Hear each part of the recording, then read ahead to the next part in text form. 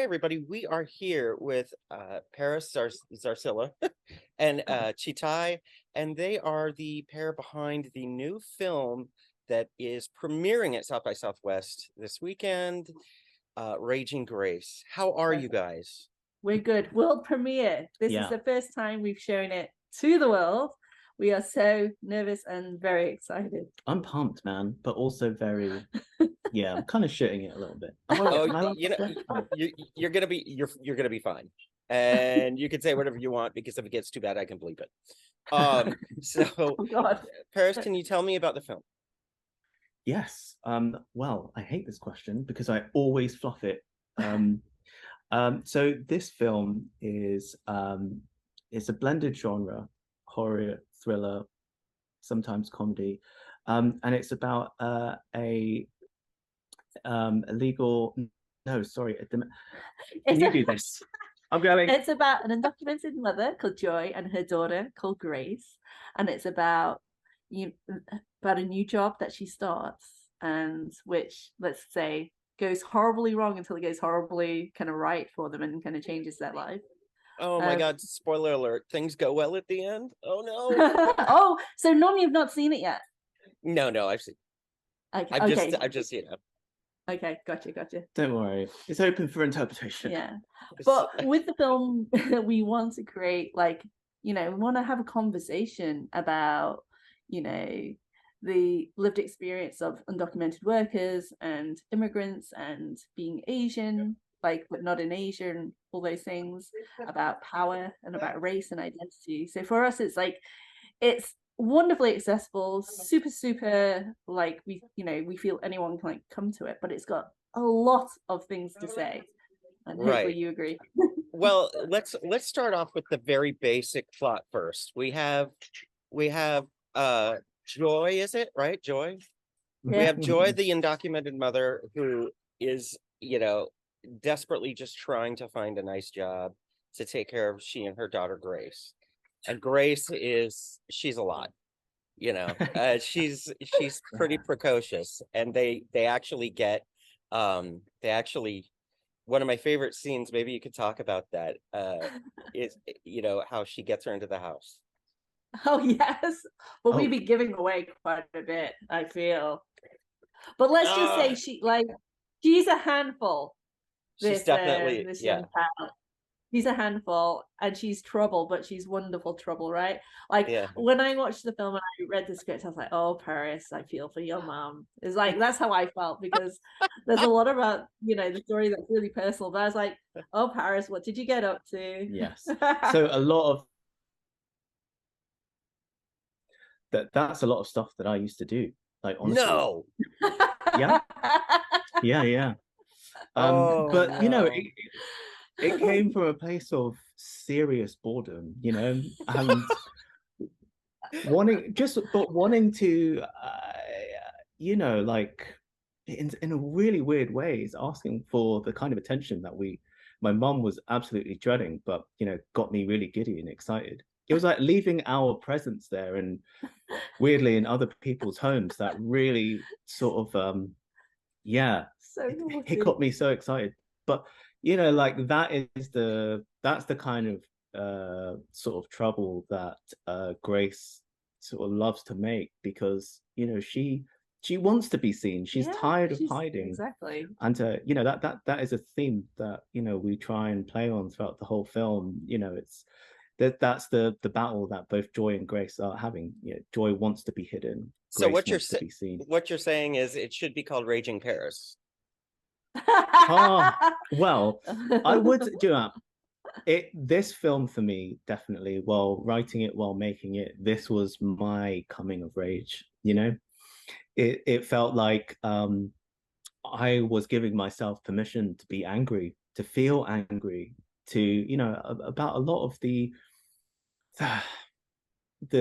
lessons that were sort of taught to individuals that children of immigrants are so often taught to be the good immigrant, be the good Asian, get the good grades, assimilate, and it does an extraordinary amount of damage to you as a as an adult trying to grow into your own skin, and you realize that you've been, you haven't really been expressing yourself. You're far from your truest identity. And I really wanted to kind of put that into Grace, someone who's just trying to bust out of this house. She wants to be found, she wants to be seen, she wants to belong. And I suppose that was a part of me when I was a kid, and most especially now. I want to be seen, I want to be heard, I want to be able to express all these complicated feelings, anger, frustration, rage, but also be able to do that in order for us to be able to move to a place of happiness, joy, pride. And it all starts with raging gracefully. So yeah, definitely. Chi, how did you get involved with the project? So I was already working with Paris on another project which scuppered because of COVID. So the very first kind of lockdown, we were just prior to then, the year before, we worked really hard to actually get funding for a short film. And then that happened, and then COVID happened, so we couldn't make it. And then Paris wrote Raging Grace in the first lockdown, and we were out fundraising in the second lockdown, and then we were making it as we were coming out of the lockdown.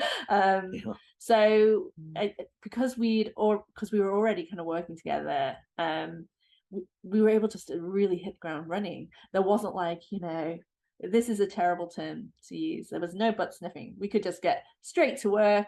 I fell in love with the script straight away. The film that is there today is very much true to even the first draft that Paris wrote, which was probably the strongest first draft I've ever read in my entire life. No way. Yes. Wow. That's the first time I've said that. Yeah. Thank you, Chi.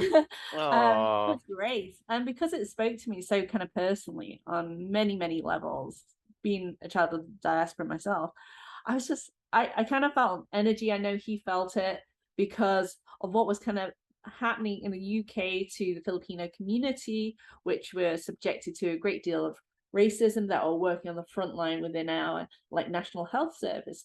We kind of felt like we had to make this film now, and we kind of felt like, come whatever happens, come the summer 2021, we should make this film. We'll find a way to do it. And if we were gonna bankrupt ourselves doing it, then we would probably be doing that, and 100%. I would be doing the catering, and it would have been a different film. But we kind of felt this energy, right, this momentum to do this now. And that definitely helped us to, even though we ended up getting the funding and we were able to make it a different way with better resources, we were still kind of driven with this urgency to do this. Yeah, now my head's just going to the Filipino crafts table and the catering that you would have supplied. Oh my God. So, okay, forgive me, I digress. So how did you find your Grace? Because she does an unbelievable job. She's spectacular, right? She really is incredible. So as she mentioned previously, we were supposed to shoot a short film before lockdown scuppered that. But in that short film, the main character was Jaden. Once we got to the casting stage, I knew Jaden was still at the top of the pile. But we thought, all right, let's extend beyond Jaden. Let's kind of see what is out there. And one by one, she still managed to kind of outshine so many of the other talent, and she landed on top. And I was so happy about that, because she's so fiercely intelligent, scarily intelligent, actually. She seemed to have such a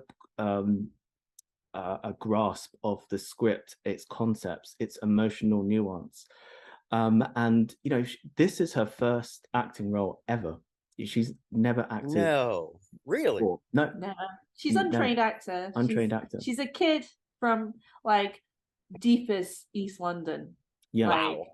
Wow. Yeah. But there's so much in her facial expressions that give you so much for free, and I knew we needed that when working with a non-actor, because of want, if you ever came across a a problem where they weren't able to understand the grasp, the emotional nuance, it was about having to take advantage of what she could just give us in her resting face. But we never really had that problem because she knew Grace. She knew how to embody this character. And also with non-actors, they don't perform, they don't act for you. They really just feel in that moment. They really feel the truth of the constraints of the script, and within the scene, she lived it. And yeah, as you can see, she was extraordinary. Like, she's got such a bright future ahead of her. Yeah, most definitely. She seems very natural, which is odd for kid actors. And Joy, how did you find your Joy? So we have a co-producer called Darlene, who's based in the Philippines, and we kind of figured, Joy being the character that she is, that it was more likely we would work with an actress from the Philippines. And so Darlene became like vital in that kind of process where, she had all that local knowledge, intelligence, and networks to tell us straight away without us having to do an extensive amount of like research, which actresses we should be looking at. And she put a roster of amazing kind of actresses in front of us, and we did a prolonged kind of screen testing, auditioning, lots of meetings, lots of like just conversations, and through that process like came to Max. And the thing I just love talking about when it comes to Max's performance is the physicality of it, and the humor she does in it in a way that's really kind of naturalistic. I feel like it's a real gift that she's kind of given to us. And although Raging Grace has always had these moments of levity and humor, through Max's kind of work, all that is elevated more so. And I think it just makes the film even more watchable, and kind of brilliant for it.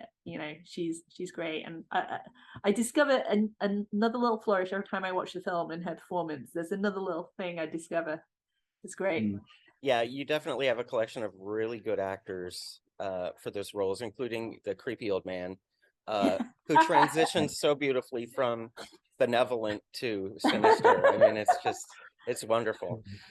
So have you had any early reactions from the film? Yeah, we've had some, yeah. And we're pleased to say that people are very entertained by it, and very, beyond the entertaining part, they were really struck by its emotional storytelling. Like, we knew that this was a film that was going to live within the horror genre, thriller genre, and that was always going to be our entry point, for bigger audiences. But for a lot of the people from the Filipino community and other minority communities in the UK, they were very, very touched by it. They especially with Joy's, when she finds the strength to be able to talk back with Catherine, that was a really big moment for a lot of people that they could connect with. Excellent. Well, honestly, I'm really excited to see what the crowds think of it. I personally really enjoyed it, and everybody, Raging Grace it premieres Sunday, March 12th at 1 p.m. Alamo South Lamar D. So you guys get on this train because you're gonna have a good time with it. Thank you. You're very welcome. Very welcome. Paris, it was an absolute pleasure, and best of luck with this premiere tomorrow. Thank you so much. Thank you. Have a great day. Have a good You one. too. Come back and let me know how things go. Yes. All right. Take care.